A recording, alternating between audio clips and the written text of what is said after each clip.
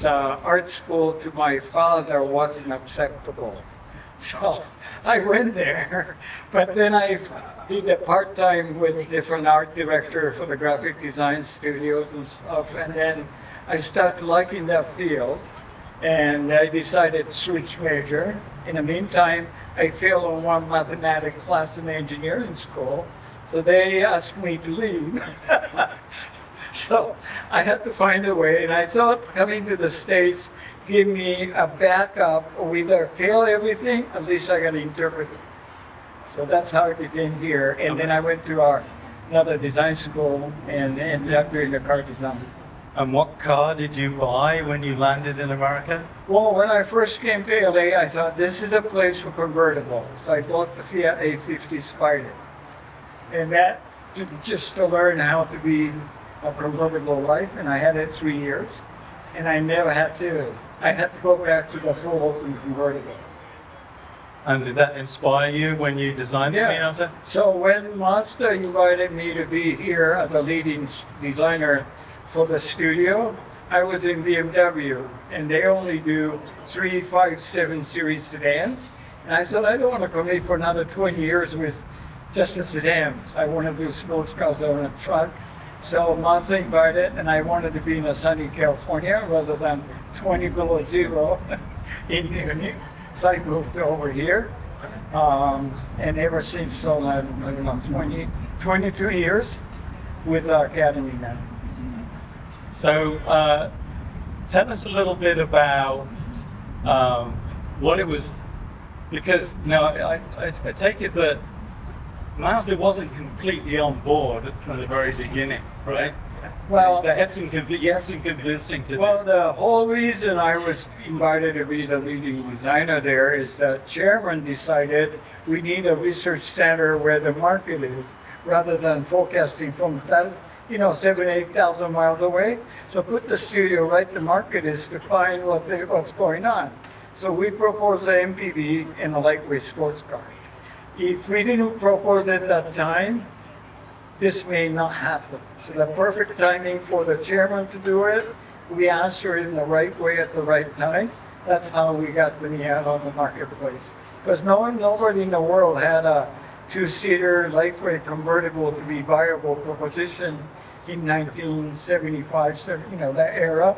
The energy crisis and safety bumpers kill MGs and Fiats and Alfa Romeos. Yeah, because around that time, the early 80s, MG and Triumph had left the scene. It was really only Alfa Romeo and Fiat. And they are like 10 years old. And all those designs were like hundreds of years old by then.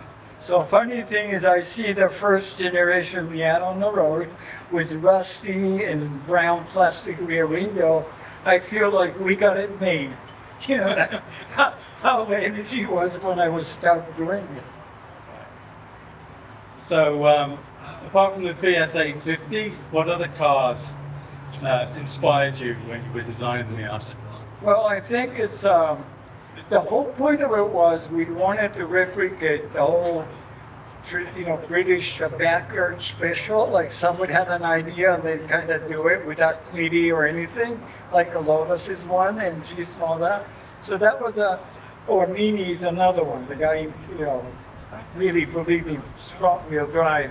So we wanted to have a car that creator gonna believe in something, both out there many people would agree with us, rather than committee will say this would be the one to sell.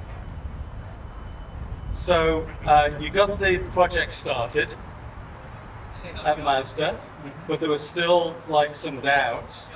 Yeah.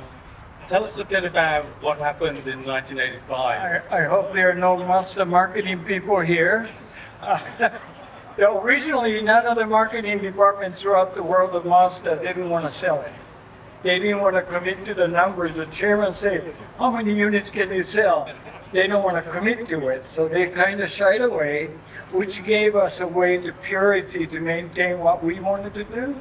And then eventually, we got it through to come to the marketplace. So it's a lucky coincidence. Nobody will touch it, the potato.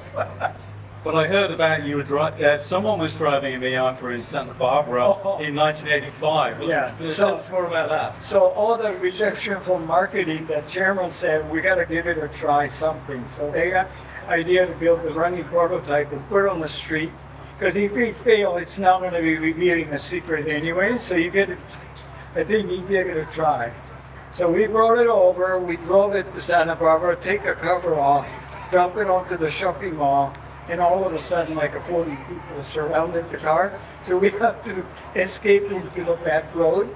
But you know, one of the main boulevard in Santa Barbara, we're driving and stopped the light, everybody following and running alongside of the car. And then we had to go to the back road. A couple of the Alfa Romeos and Mercedes owner says, give me my key, so give me your car's key. So one of the director watching us there, oh, we got to build this car. So someone wanted to swap their Alfa Romeo for a Miata. Oh, I see the Mercedes Benz. So basically the project got the go-ahead. And then I'm guessing that you had to make a lot of choices and sort of compromises. What were the big drivers? Was it cost, capability, size? Actually, they put the chief engineer as a project manager who never done any passenger cars. Again, it's a sheer luck. He had a clean sheet of paper, no set, condition or whatever he wanted to do. So he said, I'm gonna build you whatever you want. So everything like a quick shifter, feeding, handling, everything we want it, we replicated the way we want it, even the exhaust mode. So you didn't have any pushback from engineering when you asked for something? Like I said, nobody would have put any noise. Once you spoke out, they have to be held responsible. So everybody shied away. What about leather? Did you want to make that standard? That comes later. Yeah. Yeah, because famously said that it was really the leather in your father's motorcycle. My dad was always had that cracked leather, and I fell in love with it. Right. I call it a fetish, but somebody said I shouldn't use that word. So minivan, I suggested the leather seats, and everybody said, "What? Minivan with the leather seats?" But now everybody has it. So. Okay, so moving forward to the launch, did you know that you had a big success before the launch, or was there big surprises for you in Chicago? We are just so happy the car that we wanted to have, that wasn't available at the time, finally made it through, and then we tried on prototypes and we felt really good about it, but never thought of a reaction we get off the get-go. Do you want to talk about some of the cars that we have here in Chicago? By developing this car, I felt that, any legend or any history making cars have a lot of stories after 30 years or so. So if I created the story when I was developing it, may have a 50-50 chance of making it something special. So I talked to the team, say, somebody come up with a microphone, said, tell me about your project. If you say something, magazines or anybody pick up what the story means you're living a special life, and cars have a potential to be something beyond a normal car. So that was one. And I did something like, we put the car in front of our lobby wall year before the cars are announced. And then just do a corner of the front and corner of the rear on the wall. And everybody said, what is it? Oh, we proposed to headquarters, but they rejected, so we put it on the front wall for a whole year. And then car came out and said, you had it there, yeah. So it was like a wall of shame. Everyone thought it was your failures that were going in there. Right. So those were the cars you were building. So having this kind of story, right, makes it interesting. Great. So, out of all the concept cars that you did, which is kind of the closest to what you wanted? I don't know. Obviously, this one next to me, but the yellow one over there, the Club Racer. We've shown the red, white, and blue cars for the American market, Chicago Auto Show. It's a world debut. And the yellow one is the one, the Spirit of the Miata. You drive on a week, but take some, muffler off or whatever to go to the track as a track car. So that was our spirit of the Miata, and that yellow car called Club Racer. Although our engineer said, we can't go to the racing with this car. Now it's one of the biggest number of cars raced every weekend. So that was that. Then I wanted to have, the initial concept Miata was I wanted to have like a body and chassis separate, like old Italian. So you got Tagato do the lightweight, the Pininfarina do the coupe, Bertone do the, whatever. So I want to have Miata that was separate frame so we can get into different body style, carrozzeria, do the body. Didn't happen, but I wanted to make sure we have show cars that when you put to a book in 20 years time, looking back collector's value that we had, we don't want to have just a year after year of a production cars. So I think the Speedster, we don't think, Mazda wouldn't produce it for the safety reasons, but I want to make sure what if we did the Speedster, what it looked like, that's the orange one. And then the coupe, of course, after 5 years, the Miata has to be a convertible, but I thought of 5 years we established Miata as a convertible. So having a coupe version would be okay to add it on to. It's a lighter weight, stronger body, so more racing, easier for racing cars. So, and I wanted to design this kind of old time tourist cars. So we did this. And then another one's called Monoposto, the single seater as well. That was kept in the headquarters in Japan. And what's the other story about this car? Well, so we proposed a coupe that was rejected again. The reason is if you do a coupe, the convertible will be wiped out. That was going to let me take order mentality. So they rejected at least onto the extra model. Now Toyota went to the F86. But that would have been the right answer, but he didn't go for it. So I kept the extra room for this one when we make them all for my retirement. And one day they need 3 weeks to finish some show cars for New York Auto Show or something. So I said, okay, there are no committee decisions now delivered to you, but no decision, just let me do what I want. That's it, that I got this one, but I lose my roof for my retirement. So your plan was to retire and build yourself one of these, and you gave up the roof. Yeah, so I don't have it anymore. Very generous of you. So that's why I'd like to see it every once in a while. So when you were designing the Miata, obviously you had in mind that you could have lots of different body styles. Did you think that there would be such a huge aftermarket and that so many people would modify it? No, I wanted to do it that way. So if you look at the first generation of IP, there are so many pieces comes off. You can customize them. Center console, the panel, the mirrors, cover, everything is customizable. And that was one of the main themes. Although at that time engineering wanted to be one piece, so that less noise, less squeak and everything. But I wanted to have that room for customizing. Yeah, I actually love the way in the NA, particularly, how the rear bumper and the front piece could come off and people could be very creative. With it, and that went on to ND and NC as well. Right. And ND, we introduced the body color doors and stuff. We wanted to do it on an A too, but we didn't have a technology to read the safety rules, to have a painted inner panel. So we couldn't do it until ND. It's a very nice touch in the ND that you actually know what color car you're driving when you're in it. Yeah. What are your thoughts about the Mazda community, the community of owners that is built around it? I wrote the story before the car started. I want to have a strong club support. It's part of the whole program, not just selling, make money, but I want to have a community attached to this car. Because when I was looking around in the initial concept phase, there are only a few cars that have books written, Porsches and Ferraris and MGs on the bookshelf. But none of the Japanese cars, maybe the Datsun Z car maybe, but not many. So I put the yardstick if there are so many books being published under Miata, then we got a success and hit the market with a target audience of enthusiasts maintaining it. And as part of the original concept, I went to engineer, is there any way we can keep the fenders in oil like a sardine can and release it 20 years later? So we had a restoration program. They didn't think, what?